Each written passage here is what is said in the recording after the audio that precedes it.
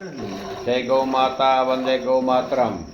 આપ જોઈ રહ્યા છો આ જૂની પદ્ધતિની છાશ ફેરવવાની ગોરી છે। આ ગોરીમાં માટીની પ્રજાપતિએ બનાવેલી હાથથી બનાવેલી માટીની દેશી ગોરી, એની અંદરનો એક સાયન્સ છે।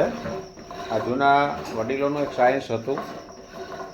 આ કાયદેસર આ છાશને અમૃત કહી શકાય। અત્યારે ઇલેક્ટ્રોનિક ધુમાડા બોલાવે એટલે બેક્ટેરિયાનો નાશ થાય દહીંના, અને છાશ પણ અમૃત નહીં પણ ઝેર બની જાય, ખાટી બની જાય। આ કાયદેસરની જૂની પદ્ધતિ છે।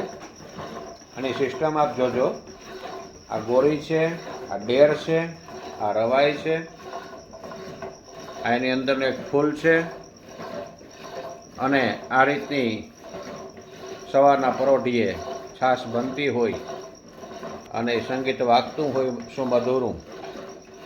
શાસ્ત્રોમાં એમ કહેવામાં આવેલું છે કે સવનના સફેદ સવન, અને એ પણ દેખતી સવનના લાકડાની રવાઈ હોય। આ રવાઈ છે ફરજ જોઉં તમે। પછી આ ડેર છે ને એ ખીજડાનો હોય, આની અંદરનું ફૂલ છે એ કેળાનું હોય, ખીલી વાંસની હોય। અને આ રીતની રવાઈ જેના ઘરમાં સવારે પરોઢીએ ફરતી હોય, એ ઘરની ઉપર કદાચ કોઈ અદેખાઈને લીધે દેખી ન શકવાથી કોઈ પ્રયોગ કરે, ત્રુટકો કરે, કોઈ તાંત્રિક કે મેળો પણ ત્રુટકો કરવા માગતો હોય, અને સવારના પરોઢિયામાં રવાઈ જેવી ચાલુ થાય અને એક ઝટકો ને બીજો ઝટકો જ્યાં મારે ને, ત્યાં તો એ ત્રુટકો કરનારો મહાપાપી ખાટલામાંથી નીચો પડી જાય એના ઘરમાં।